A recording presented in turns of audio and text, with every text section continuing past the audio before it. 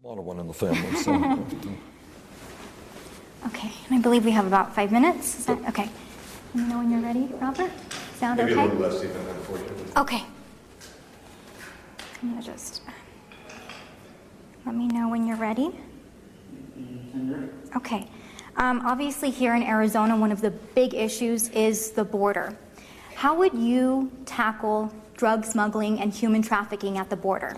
Well, we need strong border security, and I think we've got to develop the manpower and the technology to do that. We don't want drugs to be coming across the border.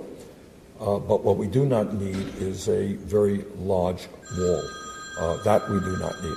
So my own view is that we need strong border security, but what we also need is major comprehensive immigration reform and a path towards citizenship for 11 million undocumented people. And you know your opponent keeps hammering in your 2007 opposition to comprehensive immigration reform bill. Would you go back and would you change? No.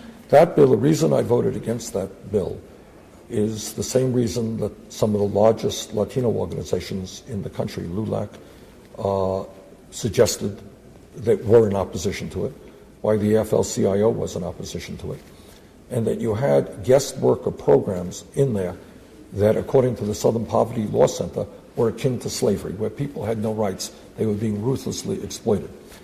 In 2013, we passed legislation that dealt with that issue in a significant way.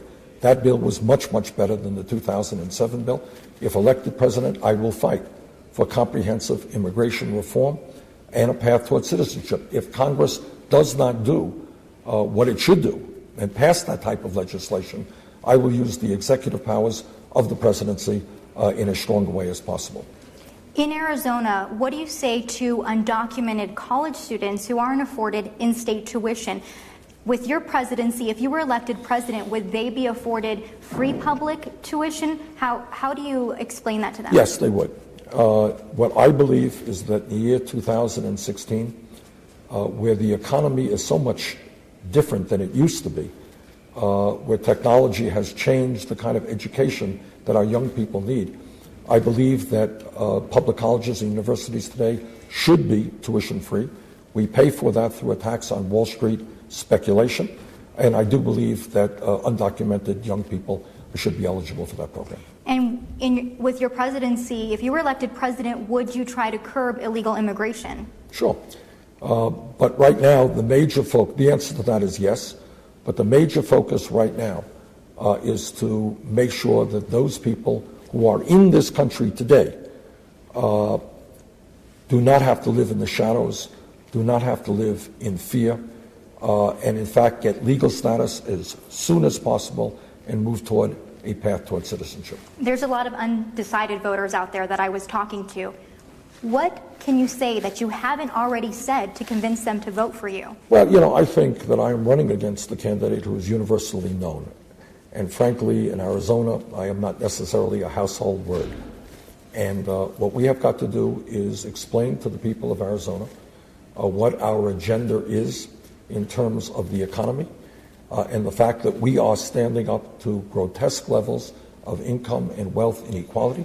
People in America, in Arizona, should not have to work longer hours for low wages and see almost all new income and wealth go to the top 1%. We need a massive federal jobs program to rebuild our crumbling infrastructure. Flint, Michigan is just the tip of the iceberg. We have major infrastructural problems. We can create millions of jobs doing that. We should not be the only major country on earth that does not guarantee health care to all people, and I want to see a Medicare for all. I think to the degree that people hear that, I think we will gain support. How critical, my last question is just how critical is Tuesday's vote here in Arizona for your campaign? Well, every state is important. Of the states coming up next week, Arizona is the largest. We're going to spend a lot of time. We had a great rally down in Phoenix. We're in Flagstaff today. We're going to get around this state and get our message out to as many people as we can. And you've been here more than Hillary Clinton. What does that say? Well, I don't know what it says. You have to ask Hillary Clinton, but we are working hard to try to win the state. It is very important. We think we have a path toward victory, and that means collecting as many delegates as we can. 3 states are voting next week. We want to win them all. And the Latino vote, very critical to that. Absolutely, absolutely. What do you say to them? There's a lot.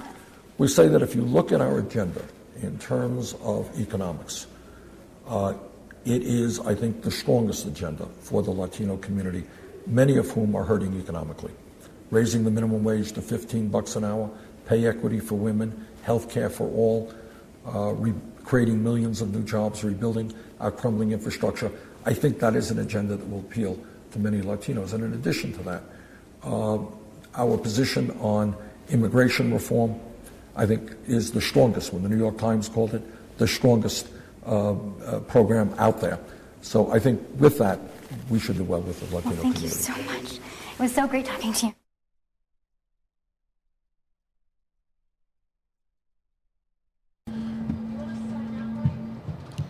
All right, everybody. That was the live Bernie Sanders interview with our very own Jessica Flores. He will now be doing a rally in just a little bit.